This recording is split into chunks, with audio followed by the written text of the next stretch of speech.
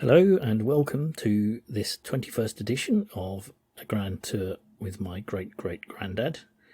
My name is Ed Hill, and it's nice to welcome you again to another episode. Thanks for listening again if you are returning. Just to say, we've now reached the point where William is beginning to make preparations for his work on the railway in 1840s Milan. So in this episode, he has to journey to Genoa. Anyway, the engines are being imported into this bit of Italy through Genoa, I suppose, by sea. So he's making a journey from Milan through Pavia to Genoa to inspect the engines as they're imported into Italy. So that's the point we've sort of reached. Just to say the usual things I always say at the beginning of this podcast. Google A Grand Tour with my great-great-granddad, and it will be available on all the podcast platforms that are available. Apple, Amazon Music, Spotify, anywhere you want to listen to your podcasts. YouTube, do subscribe, because that helps to raise the profile of the podcast. Also, if you want to engage with me on Twitter or other social media, the Twitter account is Scott of the Historic, and that's at 3G, that's the number 3, at 3G Grand Tour. There's a Mastodon account, which is at scotted@universedon.com. We're now at the moment where we have an alternative to Twitter. Got a feeling of deja vu about this, because I think Mastodon was meant to be the alternative to Twitter just a few months ago. And now we've got this other one called Threads, obviously, which is Mr. Zuckerberg's version of it. And of course, to do Threads, you have to have an Instagram account, which I didn't have. So I have set up an Instagram account, but I won't as yet say anything about it, because I really don't know what I'm doing on Instagram, to be honest. I barely know what I'm doing on Twitter, so I've got to get my head around the whole Instagram thing, which, apart from it repeatedly refusing me to open an account with it for some reason until I did it on my phone. I don't know why. Didn't like the cut of my jib, as they say. For some reason, it kept rejecting me. But anyway, I've now signed up on my phone on Instagram, so no doubt that'll then mean I can do things on Threads. I mean, let's be honest, the whole social media thing, pretty tiresome.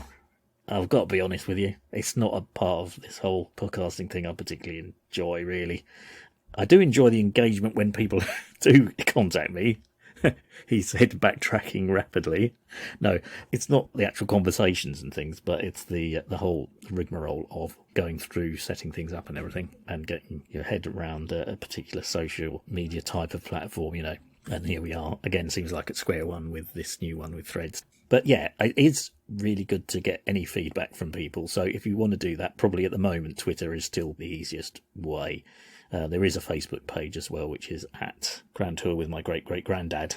So that's another way you can also make contact. But Twitter, probably the easiest way. And I just thought I'd mention that in my last episode I did, and on my Twitter page I did sort of promote the episode through mentioning Mr. Pablo Fank and his connection to the Beatles and, and stuff like this. Thinking, oh, what an unusual and interesting connection. It's a lead from the 19th century circus owner and promoter and equestrian artiste of Pablo Fank to the Beatles, and the song being for the benefit of Mr. Kite. But it turns out everyone I've mentioned this name to goes, oh yes, isn't it some connection with the Beatles? So there was me thinking, ooh, yes, the interesting connection between, I don't know if you know this, but the interesting connection between Pablo Fank and the Beatles is, and they go, oh yes, Pablo Fank, the poster, and for being, yeah, I know, John Lennon bought it in an antique shop, didn't he? And, you know, and you go, yeah, yes, that's right, yes. So anyway, If you don't know about it, do listen to episode 20 and then you will learn a bit more. There we are, but that's it. We can't know everything, can we? Obviously, I've been ignorant all these years of Mr. Pablo Fanck and his connection with the Beatles, but I still think he's an interesting character to know more about him himself. To put it literally, he's not just a one-trick pony. He had his own very interesting career in the 19th century as a black performer and circus promoter, which must have been quite unusual, I think, in Victorian England. Right, so that's that bit. Anyway, I should now get on to what's coming up in this episode, really. Now, I'll be quite blunt. Not a huge amount happens in this episode.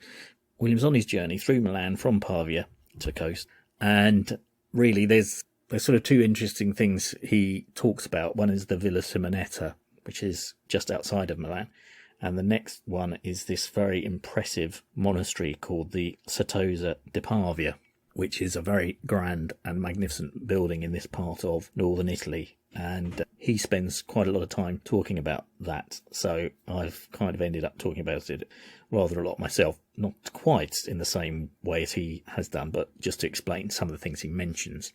But really this episode is rather sort of dominated by those two things. And after this, his journey will continue, because once he's inspected the steam locomotives, I think the first one that's been imported, he takes back to the railway line in Milan, which goes from Milan to Monza. And I didn't realise this, because I have to admit I'm rereading these journals again, so sometimes I've sort of forgotten the exact account and chronology of how things happen. But when William gets his first engine back to Italy, it's still actually not that much of the track has been built. I thought it had already been built, but they're still completing the track, so there's not a huge amount of track for him to do these initial trials as he discusses on them. And also, doing a bit of forward reading, I might go into this into a bit more detail, but I did realise, I won't say actually now what it was, but I had wondered how William had got the job as this engine driver. And I think I now know what the connection between him working at the Mint previously to this in London and then getting this railway job as an engineer and train driver. I think I can see now what the connection was and how that came about. I will explain that more when we're talking about the actual railway engines, but I had said quite often, how does he end up getting this job where he doesn't seem to have much experience of being a railway engineer or a steam railway person? But I'm now pretty certain I think I know how that came about, so you can look out for that in the forthcoming episode, or maybe the one after that. So William begins his journey from Milan. He's been at the Lazzaretto, which was that plague hotel that we finished. Hotel? Plague hostel? Yes, come to the plague hotel. You check in, but you don't check out. No, the plague hospital, not hotel, plague hospital of the Lazzaretto. So he's just moving on there, and then he visits the magazine, which is obviously like where all the gunpowder is held for the military of Milan, I suppose, or Lombardy, Venetia. So I hope you enjoy this episode.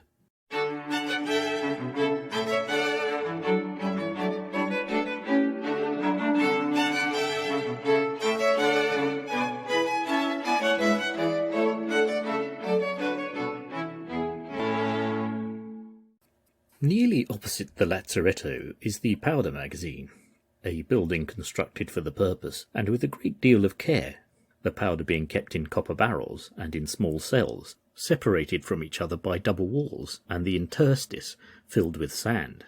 Interstice just means intervening space. At a short distance further is the military veterinary hospital. This building was formerly the convent and church of Santa Francesca.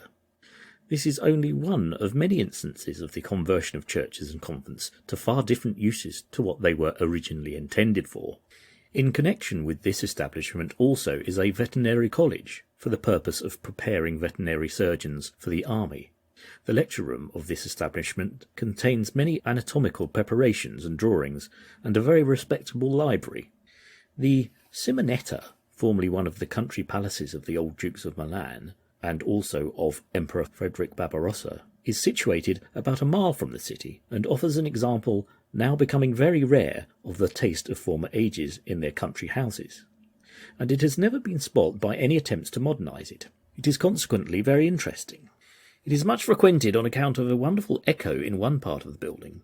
the repetitions of which frequently amount to a dozen, and the sounds are also remarkably clear, the reverberations becoming more distant towards their close, like memory, which recalls most vividly the events of years gone by.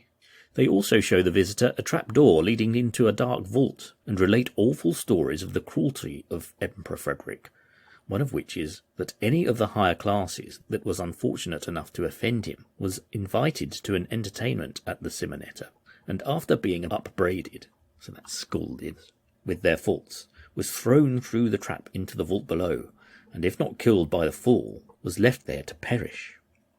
The Ambrosian Library is a large establishment situated at a short distance from the cathedral, and which no one who enters the city of Milan ought to omit visiting. It was opened to the public in 1609 by Cardinal Frederick Borromeo. He, being a great lover of knowledge, caused the books to be purchased by learned men whom he sent throughout Europe, and even through Asia.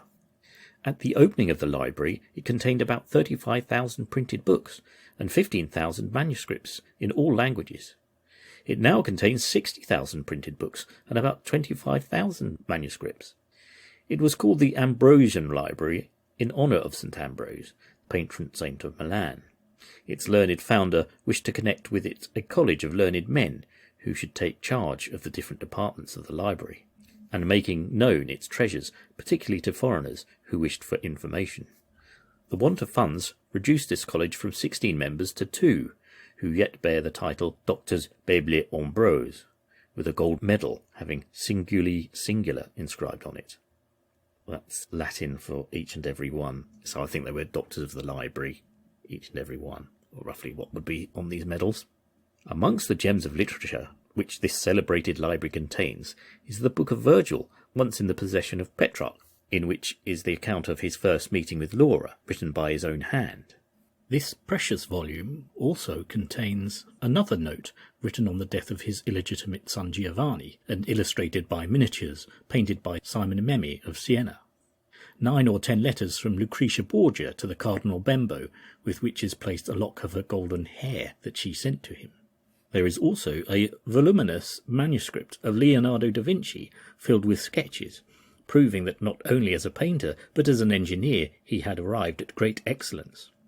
This book contains various drawings of hydraulic, astronomical and optical instruments, as well as notes written in Leonardo's own hand. The librarian also stated that King James I offered for this manuscript 1,000 Spanish pistoles. There are also several volumes of painted flowers, well executed, and a collection of miniatures to illustrate a manuscript copy of the Iliad. These last two are of great antiquity and have considerable merit. I know of no place where a few hours may be spent more agreeable than here, containing as it does so many rare and interesting objects, and especially as the attendants, particularly to foreigners, are always ready to point out what best merits attention, and always allow you to remain, examining any book or manuscript for any period of time you wish. At a little distance from the library is a gallery of works of art, containing, besides casts in plaster, several pictures of eminent masters, particularly a cartoon of Raphael's school of Athens, and the studies of Leonardo da Vinci, as well as the early copies of this great painter's Last Supper. There are also some beautiful pictures by Bernardino Luini. He lived from 1480 to 1532.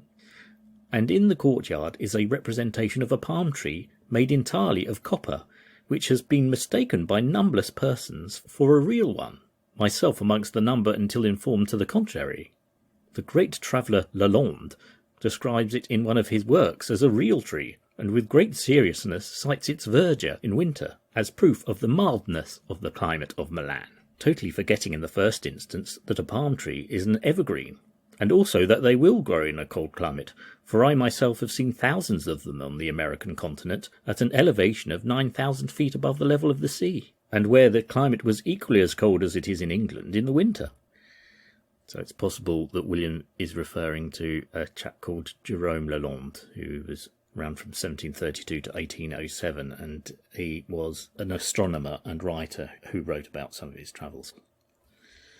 And as for the mildness of the climate of Milan, I have seen snow laying on the ground 15 inches deep for weeks together, and the frost and cold so intense that the thermometer has stood 10 and 12 degrees below zero. This is proof of the veracity of those men who fly across the country for the purpose of making a book. Slightly hypocritical point there, I think, from William, because that's basically what he's doing. But anyway, I suppose he's not envisaging his book's going to be published by anybody to make money. So I'm going to stop at this point to discuss a bit further some of these buildings that William has mentioned and clarify one or two things as well. Now, he refers to this Villa Simonetta as being owned by the Emperor Frederick Barbarossa, and I'm sure he's got this wrong. I imagine that William is being taken round these various sites by Italian guides, and sometimes he may be not quite understanding what they're saying to him. Maybe someone's there trying to translate for him into English what they're saying. I don't know. But I think this is where these confusions happen, because Frederick Barbarossa was a Holy Roman Emperor from a much earlier period than when this villa was built. So it can't be him. And I think who he means is someone called Ferrante Gonzaga, who was an Italian nobleman of that period who was quite well known. He owned the villa after the original builder of it, and he was in various military campaigns and things and made quite a name for himself. So I think that's who it means, or he's misunderstood, and whoever told him it was Frederick Barbarossa, unless they just got it wrong themselves. I don't know. I suppose you can only go by what he was being told at the time.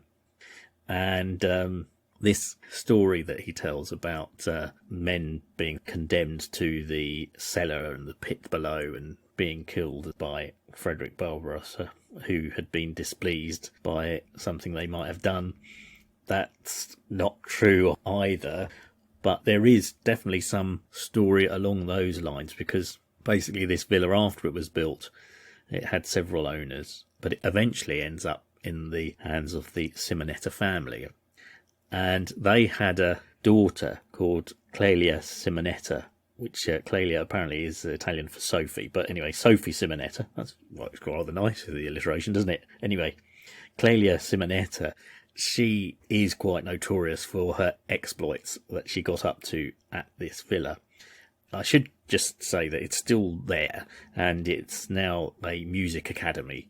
But in its history, it has this tale about Clelia Simonetta, whose ghost apparently is still meant to haunt the building.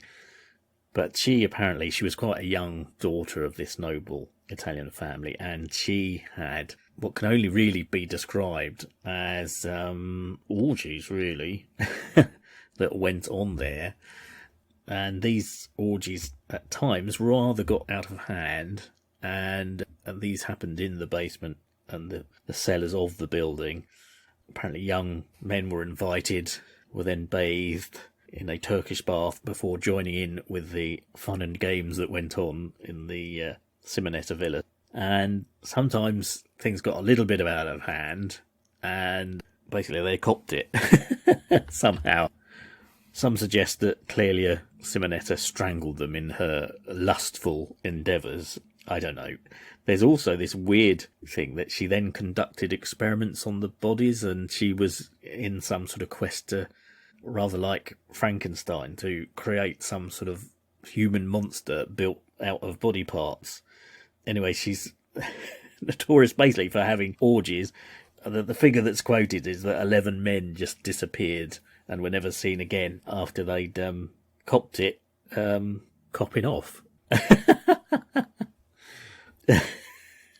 But she certainly, she's been described as a sort of human praying mantis. She would make love to her lovers and then consume them. Anyway, this is the rumour that has been passed down the generations. So I can only think that that's maybe what William was alluding to when he's told this tale, that people went down in this pit or in this cellar and didn't come back again. So, and obviously there's some confusion in his mind, or the story that he's been told by whoever it was who was telling it to them at the time, because it's probably much more likely that it was actually this fairly well-known story of Clelia, or Sophie Simonetta, This thing about the echo is very interesting because it was famous apparently at a certain point on one of the balconies, one of the lower floor balconies. It was reported that you could say something and it had this tremendous echo, this reverberation that would go on and on and on. And most famously, they sort of say you could say the word love. Love, love, love, love, love, love, love, love. And it would be repeated up to 30 times. Actually, I suppose that should be Italian, shouldn't it? Which is amore, amore, amore, amore, amore, amore, amore, etc. Anyway, it was very famous for this echo, which obviously William mentions, but unfortunately the villa was damaged a bit I think it was in the Second World War, and when they had to restore it again, for whatever reason, this echo phenomenon that it had seemed to just disappear. So it no longer happens. If you go there, the echo doesn't exist anymore. There must have been some sort of slight alteration to the architecture that when they were restoring it meant that it disappeared. And then the final thing I was just going to mention is more of an adjunct to it really, but it's Villa Simonetta, because there's quite a lot to say about it. But it was also the location of a kind of prank that was done by a group of sort of young men. They were called the Company of Tupe or Tuppe. Basically, I think as I've mentioned before, Austrian rule was not very popular really amongst the Milanese population, but a lot of Austrians were in Milan at the time and enjoyed sort of high society, and there were a lot of Austrian officers around and nobility and so forth. And this group, the Company of Tuppe or Tupe, it was basically a group of semi-aristocratic or aristocratic young men who wanted to make a point of their unhappiness with Austrian rule, and did this by doing practical jokes and tricks on various members of high Austrian society who was sort of ruling in Milan at the time, or Milanese nobility who were happily taking part in the Austrian nobility's rule and prominent social gatherings and, balls and things like this, and who had bought into the Austrian rule and were happy to go along with it. And so this company of young men did these various tricks. One of them was quite notorious as a very good forger, and he was called Giuseppe Ravani, and he used to cause these practical tricks by writing letters and then duping people into various things. Two sort of famous ones. One was he wrote a letter that was supposedly from the Archbishop of Milan, Archbishop Gaiseric, who we spoke about in a previous episode, where he basically writes this letter and he invites all these clergy along to this big sort of banquet that he's going to have. And basically what he did was he then wrote a letter instructing Gaiseric that he had to pay for this huge banquet to be laid on and all the food to be provided for all these noble archbishops and clergymen who were going to attend. And of course what happened was the invitations were never actually sent out. So he duped Archbishop Gaiseric into paying all this money for a huge banquet that never happened. He also did one where he wrote a letter that went out to all the Milanese high society people who'd been invited by the Austrian Archduke to attend some ball. This was Archduke Joseph, who we mentioned earlier, who's actually at the time William's there. He was in charge at the time of Milan, and basically in this letter he instructed the people who were all invited to instruct their coachmen once they'd arrived at the event to send their coaches home, because somehow transport was going to be provided by the Archduke Rainier, Joseph Rainier as he was known, or that he was going to put them up for the night. And of course that wasn't the case, and of course all these nobility after the party and the banquet finished all went out to the streets to find that their coaches weren't there, which they'd expected, but there wasn't any alternative way of getting home, so they all had to walk home and get soaked in a rather wet storm that was happening at the time. Again, it was this thing of this group were trying to make a joke out of Milanese high society that was willing to play along with the rule of the Austrians. But the one that's kind of quite bizarre and linked to this Villa Simonetta, it was actually the last one that this group of young, I think there was about 30 of them, they also did very minor things like pushing soldiers into the river and stuff like this. But the one that's linked to the Villa Simonetta is this one where basically they create the impression that there's going to be this very fancy ball with all these high Austrian society men, soldiers, officers and so forth who are going to attend this ball. And of course they make it known to all the young noble women of Milan that this event is going to happen. And of course they all think, oh, well, this is a good event for me to attend. You know, like debutantes, I suppose. You know, I might find myself a very posh, respectful Austrian husband. And so that will be a good thing to attend. But what they actually did was that they went round the streets of Milan and they gathered every sort of tramp, down and out, and also, shall we say, dwarf, little person, person of reduced height, to attend. And then they locked them in this room in the Villa Simonetta, and they said to them, they promised them that actually, oh, lads, there's a whole load of prostitutes all going to come, and we've laid it all on for you, and when they come, you can have your way with them. So the down-and-outs, lowlifes and raggedy dwarfs of Milan were in this room expecting a whole load of prostitutes to turn up, and the poor young ladies of Milanese high society all went along to this banquet expecting these great nobility of young gentlemen to be there and who they might be able to foster some sort of relationship with and find a new posh husband. And so, of course, when they got there, they opened the doors and the tramps and the dwarves started ravishing the young ladies, and the young ladies understandably rejected their unwanted advances. But it got quite feisty and things got thrown, people got bashed. Someone called the police and anyway, it was sort of sorted out by the police, and basically after that event they quite easily tracked down who these guys, the company of Tupi or Tepper, had been, and a lot of them were then arrested.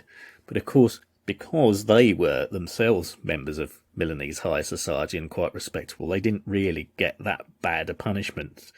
Some of them basically had to take a commission in the Austrian army as officers. Others got banished to Vienna, I don't know. But anyway, they really got off quite lightly considering what had happened. But they managed to avoid serious prosecution and jail time.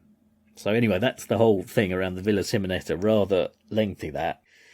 I'll just also try and quickly say a few things about this Ambrosia library that William mentions, because he's pretty well right in saying that it was Cardinal Borromeo's idea to set up this place of learning. So, as William says, he sent people out around Europe and the world to gather notable manuscripts, artworks, and bring them all back and house them at this Biblica Ambrosia is what it's known as now. But some of the things that William mentions there, the cartoon by Raphael, the books with Leonardo's engineering drawings in it, they are there still. It was actually visited by Byron, and the letters of Lucretia Borgia that William mentions, Byron apparently was a great admirer of those, and I think he described them as the prettiest love letters in the world. And weirdly, he supposedly managed to steal a lock of her hair that was also on display at the time, or claimed he had done. Whether he'd actually done, I don't know. And of course, Mary Shelley visits there about 1840, same time as William's there. She apparently visited there as well. Apparently when she went, there was a lot of security there because apparently someone had tried to steal one of the objects, so she was a bit disappointed because she couldn't get to look at all the things she wanted to because of this incident that had happened earlier. Also, just to explain, when William makes this reference to Petrarch and Laura, Petrarch, I mean, he's a kind of philosopher, writer, hugely influential. Even to this day, a lot of his writings were said to be the birth of the Renaissance in Europe. So he was a generally sort of liberal thinking, certainly wanted to spread the word of knowledge amongst people, who became very influential. But he had this muse in his life, who was this woman called Laura. No one's quite sure exactly who he was. There's been speculation that she was the wife of a certain nobleman who he knew. I should say he dates back to much earlier than William's time. Again, it's sort of 1500s, I think. So when William makes reference to this book in which Petrarch mentions Laura, that's what he's referring to.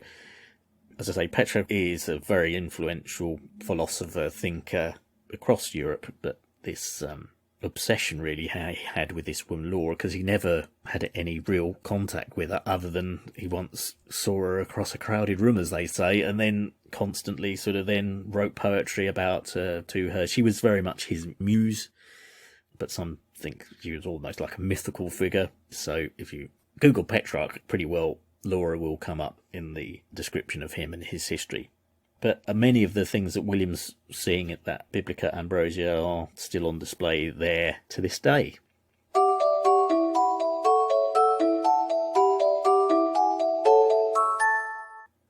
May 1st. Having received instructions to proceed to Genoa for the purpose of superintending the transport of the machinery to Milan, I started on this morning for Pavia, the route to which is extremely pleasant, passing by the side of the clear and wide canal, bordered by trees that afforded a pleasant shade from the too fervid rays of the sun, which at this season is becoming rather troublesome. Passed through 2 villages of Binasco and Berguardo, both pleasantly situated on the banks of the canal. About 15 miles from Milan is the Certosa di Pavia, a magnificent church and convent formerly belonging to the Carthusians, and was supported by the Emperor Joseph II, who confiscated its enormous revenue.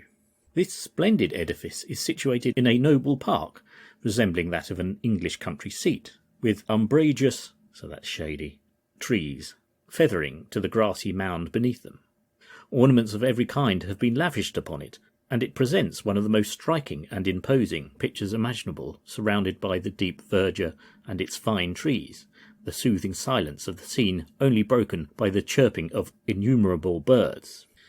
The Certosa owes its erection to John Galeazzo Visconti, 1351 to 1402, Duke of Milan, and was most likely meant as an atonement, if not a bribe, to win pardon for his sins, which, if not of a deep dyed, so that expression deep dyed means perfect or absolute, so I'll just introduce that in the sentence instead, which, if not perfect in a political point of view, must ever be considered so in a moral one. He who is accused of imprisoning his uncle in order to seize his territory, and of administering poison to the son of that uncle after having treacherously got him into his power, could not have had a very quiet conscience, and must consequently have been anxious of making a peace offering to the deity he had so fearfully offended. It is reported, however, that Galeazzo Visconti, like many other successful sinners, was more intent on enjoying the fruits of his iniquity than of offering any atonement for it, and that it was to gratify his wife Catherine, the daughter of the uncle whose dominions he had usurped, that he undertook to erect this stately pile. And I will undertake to say that there is not the slightest doubt that there was a priest at the bottom of it, and that that priest was Catherine's confessor.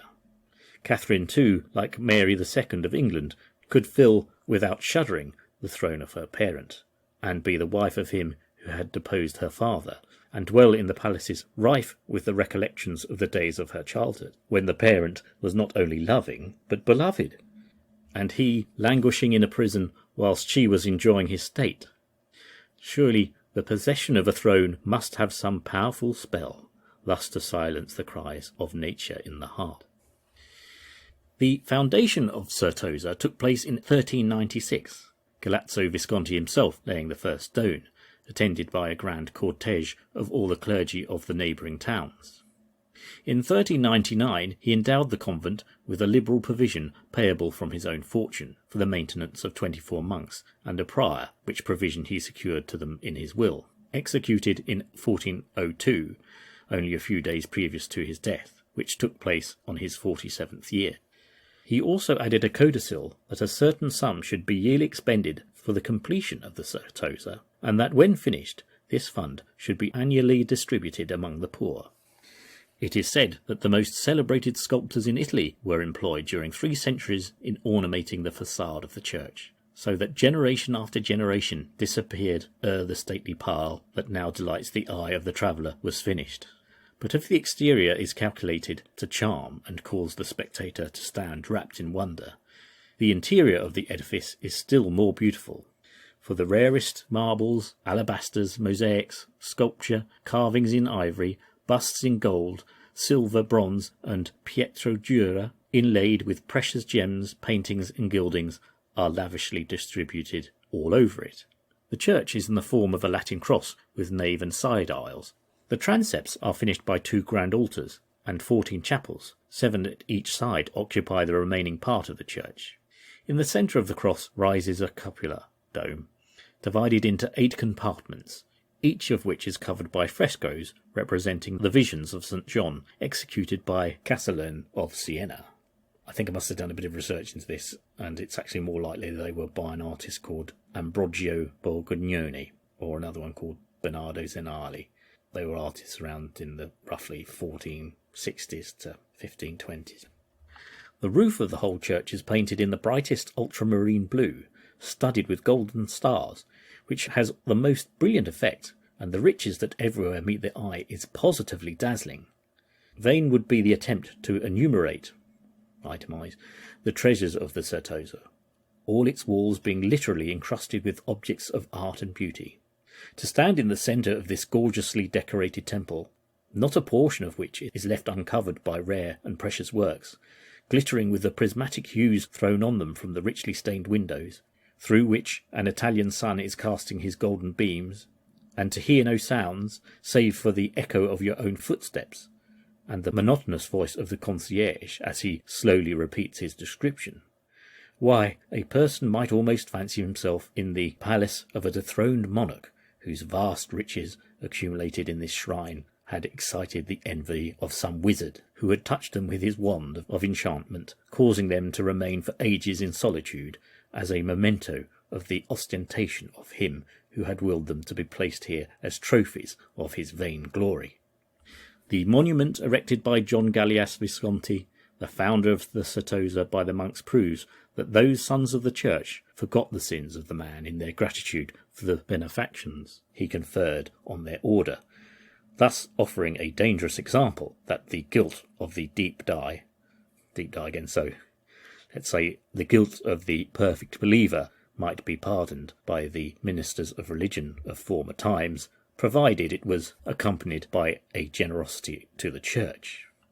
This monument was raised more than a century after the death of the Duke Visconti, and is only a cenotaph, for when the remains were to be disinterred for the purpose of being placed in the sarcophagus within this splendid tomb, they could nowhere be found, all trace of the spot in which they had been buried being lost, a remarkable proof of the little interest the death of the wicked man had occasioned. This monument was designed by Gallius Pellegrini, but several artists were employed in its execution.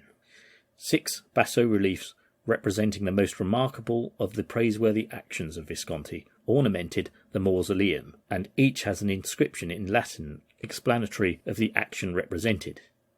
These bas-reliefs are the work of La Porta, and the trophies, arabesques, and foliage, which are lavishly spread over the whole, are by Romano. So that's Giuliano Cristoforo Romano. A statue of Visconti, the size of life, reposes on the tomb, and on each side is seated a statue of Victory and Fame by Bernardino de Novi. I don't think I had any luck looking him up. The deserted temple and vacant tomb strikes the spectator as offering a curious and remarkable lesson on the vanity of human intentions. The one raised by its wicked founder more in ostentation than piety, and meant to excite the wonder and admiration of succeeding generations, is now seldom opened except to be shown to visitors, and the other, erected by the monks to receive the bones of their unworthy benefactor, empty. The lavatorio, or washing room of the monks, partakes of the general character of the church, being covered with bas-reliefs, and the roof is of ultramarine, interspersed with gold stars. Amongst the windows, a magnificent one of stained glass by Matthias represents St. Bernard with Satan, and is a fine specimen of work of the 14th century. The door of this room is of marble, and admirably sculpted by Amadeo. So that's Giovanni Antonio Amadeo. He supervised actually much of the artistic works and sculpture in the Certosa, or on the Certosa, and apparently he was there for 3 years working on it. The splendour of the decorations of the 14 chapels equals those of the rest of the building, and the eyes are absolutely fatigued with the multiplicity of the rare and precious objects that caught their glance. It is a relief to the visitor to find himself in the dwellings of the monks. the plainness and simplicity of which offer an agreeable contrast to the gorgeous temple he has just quitted. There are 24 in number, and they are behind the cloisters, which answer for the purpose of porticos to them. Each dwelling is separate, and consists of 2 small rooms in a little garden, in which there is a fountain and a marble bench. These gardens are now a complete wilderness of flowers, many of them so closely interwoven as to conceal the earth, and in the tangled mazes of the flowers and shrubs innumerable birds make their nests and rear their young in safety, and send forth glorious notes of joy. Each garden bore evidence that a love of nature had dwelt in the breasts of the inhabitants of these abodes, and who, deprived of other pleasures, had sought the pure and innocent one to be found in the cultivation of flowers, that, frail as they are, were to outlive the mortals who cherished them. The building designed for the reception of strangers and occupation of the prior is separated by a magnificent vestibule from the cloisters, which form the porticos of the dwellings of the monks. These porticos are divided by columns, and their cornices and arches are ornamented by small statues, busts, foliage, and bas-reliefs in terracotta, finely modelled and executed. The court of the fountain is also richly decorated with the same, and has a very pretty effect.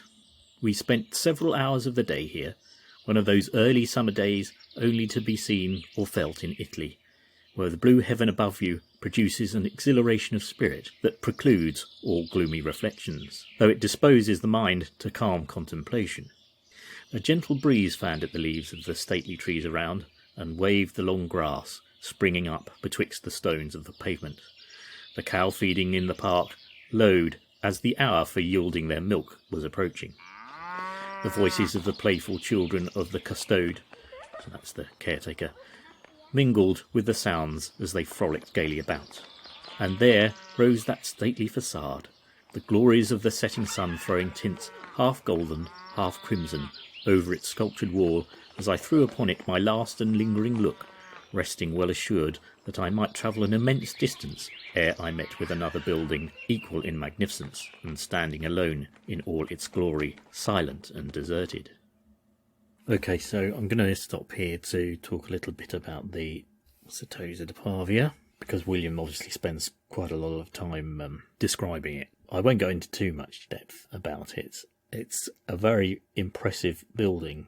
I think they said it's the largest monastery in Italy.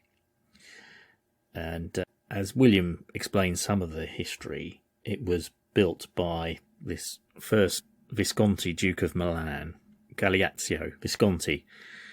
Now, William really seems to have a thing with him about being terribly devious and underhand and sinful in how he acquired power and stuff like this.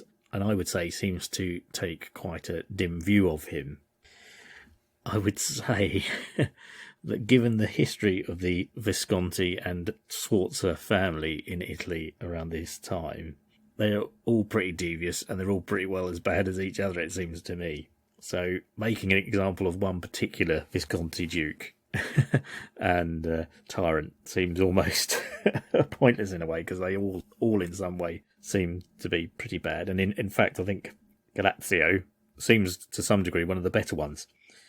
William does refer to this thing about how he got power, and it's all very complicated. You can imagine there's tremendous infighting amongst this noble family to acquire more land and more territory in this bit of northern Italy. But basically, he inherited part of this area of Pavia, Lombardy, from his father, and his uncle, Bernardo, was still in charge of the other half of it, if you like. I can't remember now. One was in charge of the eastern half and one was in charge of the western half. Anyway, Bernardo was a real tyrant as well, from all accounts. So he was not a very nice man, a very despotic ruler. Anyone who committed a crime, basically they got killed. So they're all pretty grim lot. And it's said that Bernardo actually was plotting to have his nephew Galeazzo killed so he could take over the rest of the territory. But actually the tables were rather turned on him. Apparently Galeazzo gave quite a good impression of being a fairly meek and religious man, and Bernardo thought it would be quite an easy task to get him killed, basically, because he wouldn't put up much of a fight. But actually this was really him being rather duplicitous, and apparently he invited his uncle Bernard Beau to some sort of religious ceremony. And actually what he did was he actually kidnapped him when he got there, and he imprisoned him with his two sons. And it's actually then suggested that he probably had Bernard Beau poisoned while he was in jail. So basically this is how Galatzio gets control of this whole area of northern Italy, Milan, Lombardy, etc.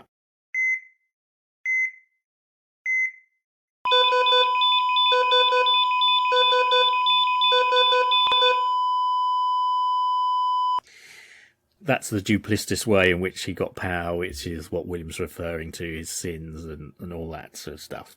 But as I say, they're all pretty bad lot. Whoever got their killing in first was likely to be the one who would be successful in ruling over this area of Italy at the time. And in fact, then what happens is the Certosa is this very grand building.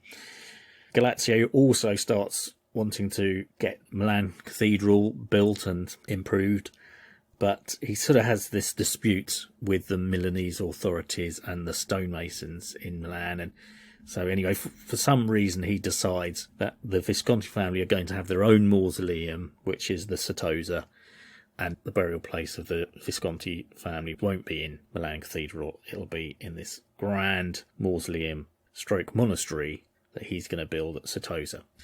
And actually, when William says it's an empty thing, they're not actually buried there. These are more buildings that are built in memory of those various dukes, noble men and women of the Visconti family.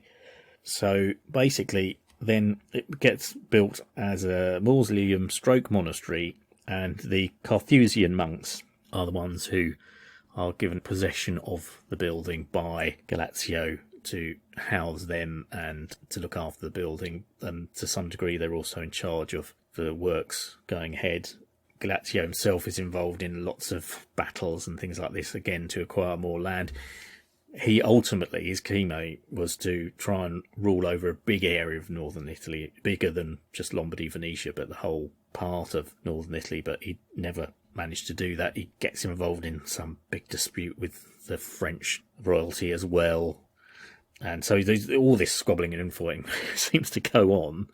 Meanwhile, this very grand building of the Certosa is being built, and it was built between 1396 and 1495. And the architect that was initially employed by Visconti was someone called Mario Solari, and then his sons carried on with the work. I mean, it's very, very grand and large. Lots and lots of artworks in it. It's extremely impressive, I think, by the looks of it. I'd like to go there, I think. It strikes me that it's perhaps equally as impressive as Milan Cathedral. I don't know. I haven't been to either. A lot of the marble, I think, was similar marble as that used in Milan Cathedral, but because of its location, which was deliberately chosen by Galatzio to be so halfway between Pavia and Milan, it was a bit difficult to get the marble there, and there weren't anywhere nearby quarries that could provide good marble, so that was a bit of a difficulty in its building, that the marble for it was not easily available locally, so it had to be transported along the River Po and various other things to be delivered there. So really, this mausoleum that the Visconti family, starting with Galatzio Visconti, wanted to build basically to recognise the glory of their family line. The interesting thing is, when the Austrians take over in about 1796, they get the Carthusian monks thrown out, and I think it's the Cistercian monks are brought in for a while. Then Napoleon comes along, and the monks get thrown out again. And apparently from 1810 to 1843, it was actually closed. Now, that's quite interesting, because when William's talking about it, and he talks about the monks' gardens who are no longer there, basically he must have been shown around the Certosa when it was closed as a monastery. There's a cloistered area he's talking about, so each monk had their own little apartment in the Grand Cloister, and that's where the gardens are that he refers to, where the birds are tweeting happily and flowers are growing beyond the years of their gardeners, who were the monks. So it must have been at that time, obviously 1840 he's there, but not long after that it then gets reacquired by the Carthusian monks, and they move back in 1843. So just a couple of years after Will's there, it gets opened up as a monastery again. But I suppose it was probably still always a kind of grand building. William talks about the caretaker and the children there, which is rather nice, actually, rather nice picture that he paints of it. And, I imagine people were still being shown around it as a grand building, I suppose, tourists, etc. And there is now a group of Cistercian monks who currently occupy it, so they've got back in again. I think it was acquired by the Italian government at some point. But post-war, I think in the 1960s, the Cistercian monks moved back in, and currently they're the ones who are in the monastery. But that's it, really. I mean, there's so much to say about it. There's a tremendous amount of artwork, sculpture, paintings, you name it. It's full of it. As you can tell from William's description, really, he goes into a great lot of detail about it all. It's one of those ones I suggest you look up yourself, Google it, whatever. It's very ornate, which is unusual because the Carthusians themselves were known for having a simplistic and isolated lifestyle from the world and, meant to be simple living and so forth. But then I suppose that is partly what William does talk about, this the kind of hypocrisy of any religious order. They're kind of willing to forget Galazzio's sins of having his uncle murdered for a large sum of money and building them a very nice grand building. Probably not a bad point, let's be honest about it. So that's the Certosa di Pavia. Obviously makes an impression on William very much. He says that nice bit at the end about how he spends his time there with the Italian sun setting and the caretaker's children playing, the birds tweeting. It's all rather nice, isn't it? Sometimes William does write rather nicely about things.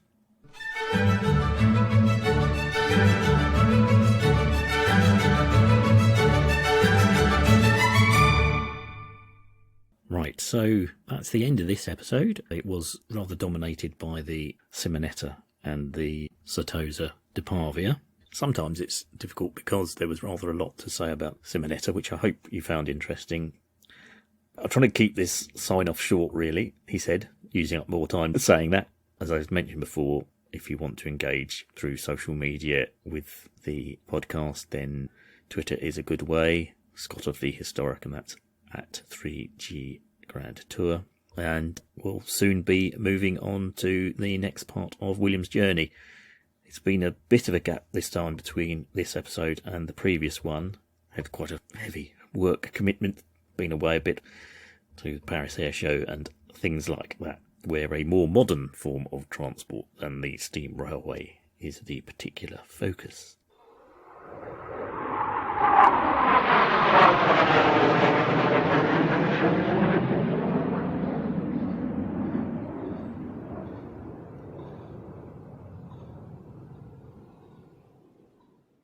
But that's it. The next episode we'll see William continuing his journey to Genoa, where he's not there very long, but he does talk a little bit about it, I think mainly through reading some guidebooks, I suppose. He actually says, I didn't get much time to spend doing sightseeing in Genoa. And then beyond that, he begins to talk about his work at the steam railway. So that is it. If you have been, thanks for listening.